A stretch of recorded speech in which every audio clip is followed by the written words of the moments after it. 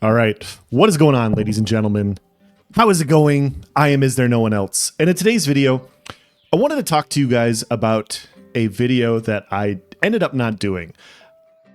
Back in March, earlier this year, New World had a Forge and Eternum Q&A. And like all Q&As from New World, I listened to them because I want to hear feedback from the game. At that point in time, I wasn't playing the game for a couple months. I was looking forward to new content coming out and waiting to see when that new content was going to happen. And when this Q&A happened, one of the developers made a comment that really stuck in my ear. It was just one of those things that just kind of resonated, and it made no sense to me. And I thought about doing it at the time. I thought about making a video talking about it, kind of talking about a prediction and where I thought the game was going to go. And I changed my mind because I was like, we're going to find out in 2 months where the direction of the game is going to be anyways. So instead of letting this kind of irk at me and then do a video and be wrong and have a bunch of people, watch a video that makes no sense, in hindsight 2 months later, if I am wrong, like there's no point, right? Well, I feel like I really missed the window because I was right. After hearing the live stream, I was right with what was going on. My prediction was correct, and yeah, all I have are DMs. But let's hear what the question was, and then we'll just dive into my thought process and everything, and I'll post what I was discussing with a few of my content creator friends on Discord. All right, why has there been such a lack of investment into the PvP aspect of your game? Is it down to resource management, player data? Yeah, so before we launched, like way back, New World was a PvP focused game. And we listened to the players at that time and we adjusted and we actually made it more PvE focused based on that feedback. And what we see is the majority of our players are PvE focused. We do have PvP players though, and we do have different modes for them. And moving forward, it's definitely something that we want to invest in. This is exactly the reason why I personally stopped playing New World, because I do like playing OPRs. I do like playing arenas. But there's only one OPR map and there's only 2 arena maps. And the problem is it doesn't matter how much you enjoy combat of a game. When you get burnt out on maps, like you at least want map updates. That's why you see Call of Duty come out with map packs. That's why you see Halo come out with map packs. That's why you see all these other games that have PvP modes kind of like this come out with freaking map packs because they know that players get burnt out. And so I don't know why, but New World doesn't think that that's the case. And so New World is going into it saying we're going to have over 2 years of one map for Outpost Rush. And we just expect you guys to play this exact same map over and over again into eternity. And you will like it and you will have fun. And shockingly, like players just aren't interested in the same map over and over and over again. They keep asking for new maps. And New World will not provide new maps. They gave a second map in arenas, their 3v3 area. And the way the game, I'm sure it's still working this way, but the way it worked in January was it wouldn't even rotate between the 2 arenas during while you were queuing in at a time. It wasn't like RNG. It would be one map all the time for 2 straight weeks. So it was just always the same map all the time for 2 straight weeks. And then it would switch to the next map. And then it'd be that map for 2 straight weeks. And I don't know about you guys. Like I was trying to come up with a comparison for this. And this is going to be my best analogy that I can come up with on it. It's kind of like having your favorite food, right? Like think about a food that you feel like you could eat all day, every day. I have 2. There's 2 that came to my mind. I could eat a buffalo chicken burrito with black beans and all the fixings, seasoned sour cream, cheese, all this. I could eat that all day, every day for a very long time. Same thing with pizza, just simple pepperoni pizza. I could do the exact same thing with that. I wouldn't feel bad about it. But if my only choices were 2 weeks straight of the same burrito, and then once those 2 weeks were done, I then had to do 2 weeks of pizza and then rotate back to burritos, I feel like I would make it through the first couple of weeks pretty good. I'll be like, okay, I mean, I don't have any other choice, but through 2 weeks, I think I could pound out 14 burritos. I feel pretty confident in saying that. Same thing with pizza. I feel like I could do the same thing through the first rotation of pizza too. The second time when I got back through burritos, I'd probably be a little burnt out. And I know by the third time, I would just be like, come on, man, like, give me something else. I just want one meal that's something else. This is just way too much. It's way too much. For as much as I love this, at some point, I'm going to get tired of it. And it's the same thing with maps. It's the same thing with this entire concept. And so it's not a shock that after 2+ years, the PvP player base has slowly dwindled. It's not a shock when your wars are the exact same map over and over. It's the exact same objectives over and over and over again. Why players in a PvP environment are leaving that also. Just because you have it doesn't mean you can't stop providing updates for it and just expect players to stay. All of this was one of those things where I was like, okay, I mean, the player base is, the PvP player base is dwindling, but what are they talking about when they're saying PvE players? What are they talking about? Because I didn't know who they were talking about. I didn't understand what they meant by PvE. PvE is obviously a very all-encompassing thing.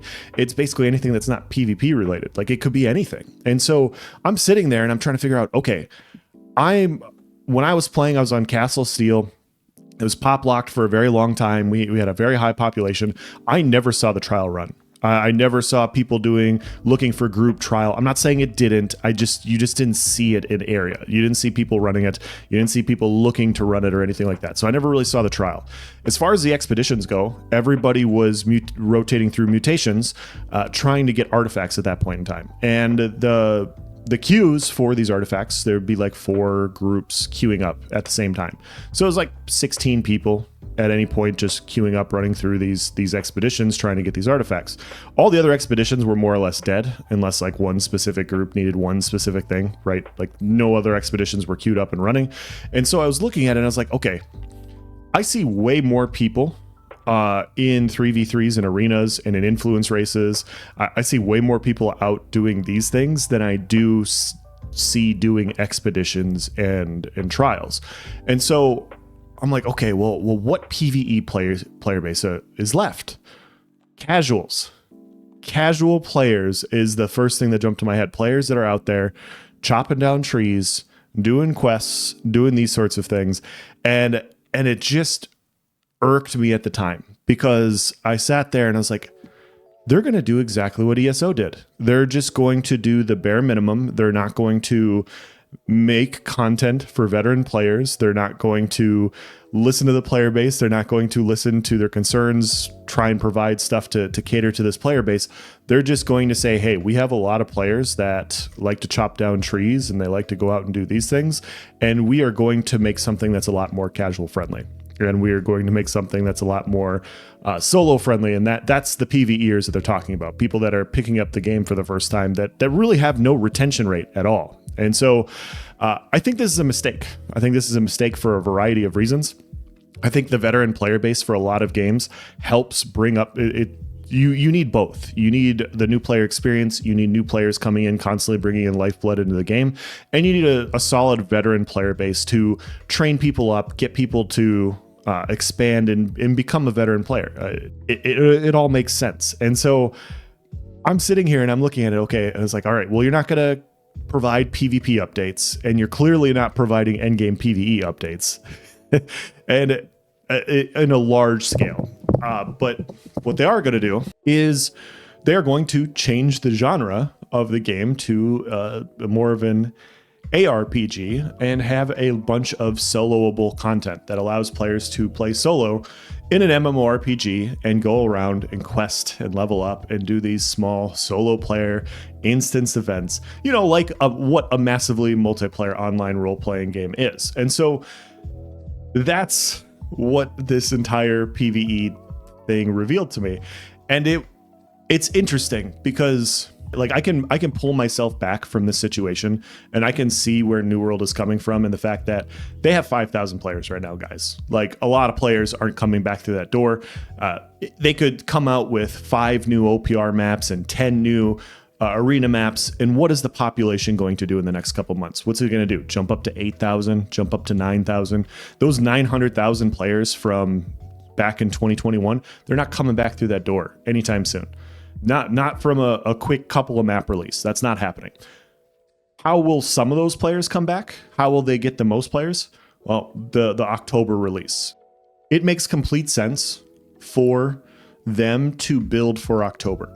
because there's two entirely new different player bases, and there are MMORPG, ARPG style players there that play Black Desert Online, that play New World. I've been playing those games for a while. There hasn't been a good game kind of like this that has come out on console in a while. And I know a lot of people, I used to play on console. I know a lot of people that would be very interested in this type of game. And so I could see them pulling in a lot of players, and with all the changes that they've made to their single player quest lines, with all the changes that they've made, I could see them retaining a lot of console players when the game goes live. And so from a business perspective, from a money making perspective, it makes complete sense to roll out your content and just build for October.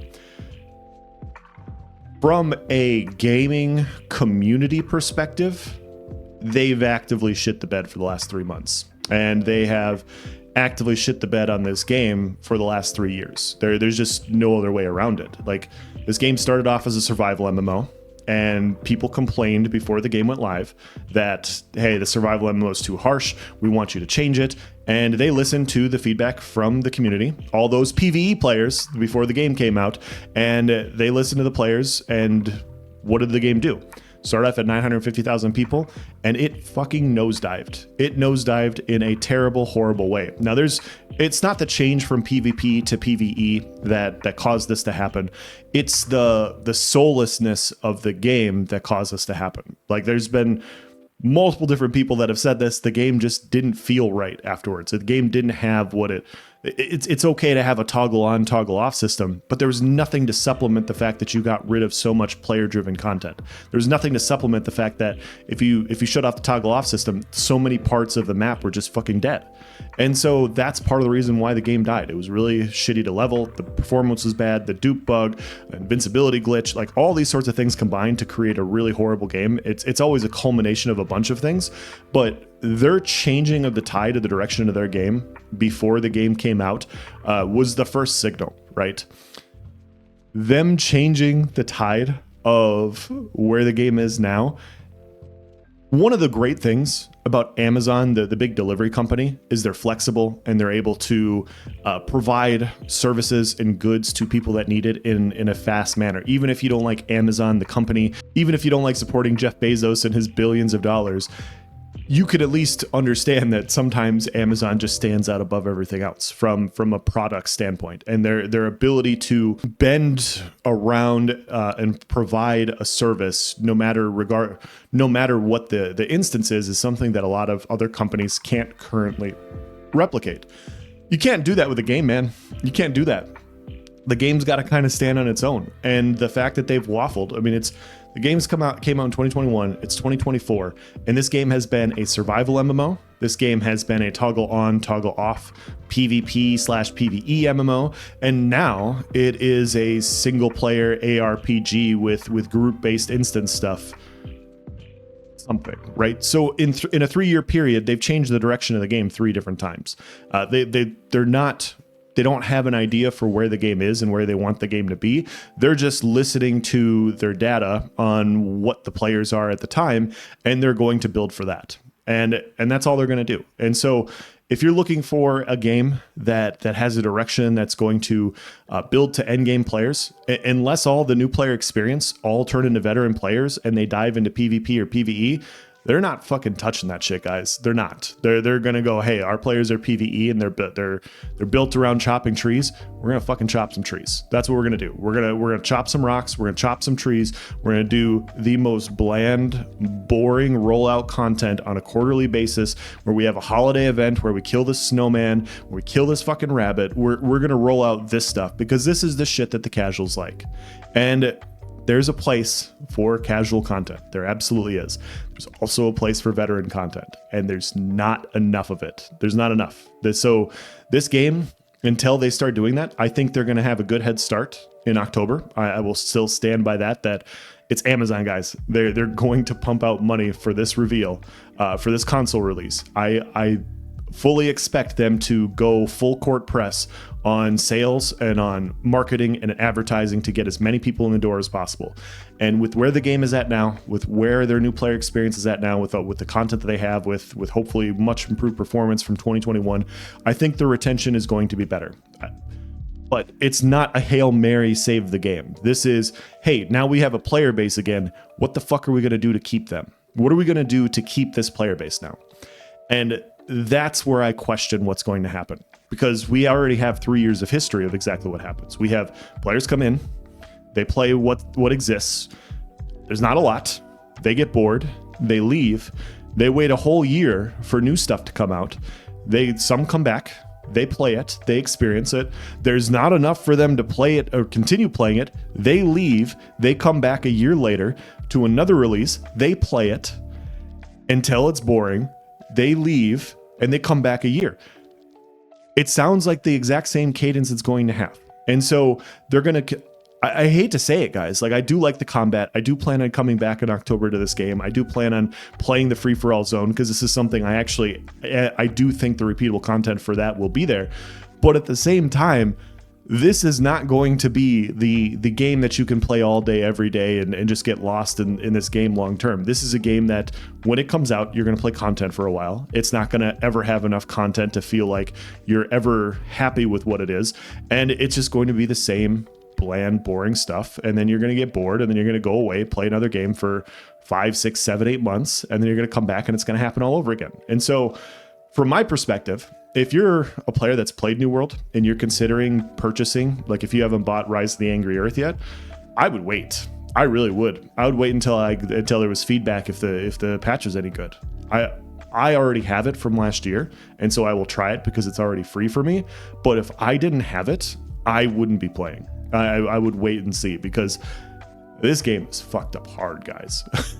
It's fucked up so bad. And I don't understand the direction. I don't care if the direction was PvE or PvP or whatever. Like, pick something and go, and they can't. They haven't picked something and gone yet. And so if they don't know what they are, I don't know what they are. And if I don't know what they are, I'll find somebody else that knows what they're doing. And so that's my perspective on it.